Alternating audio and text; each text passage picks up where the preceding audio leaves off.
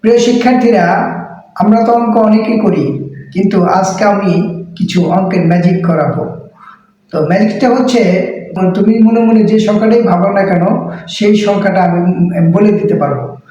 তো জিনিসটা এইরকম হবে যে তুমি একটা সংখ্যা পাবো, কি ভাবছ, তার সাথে 2 গুণ করো, গুণ করছ, এখন যে রেজাল্ট হলো সেই রেজাল্টের সাথে 10 যোগ করো, কি করছো, এখন যে ফলাফলটা হলো সেই ফলাফলের সাথে 2 দিয়ে ভাগ করো,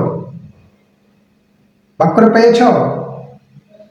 এখন যে ভাগফলটা হলো সেই ভাগফলের সাথে তুমি যে প্রথম সংখ্যাটা মনে মনে ভাবছিল, মনে মনে ধরছ, সেটা বিয়োগ করে দাও, বিয়োগ করছো।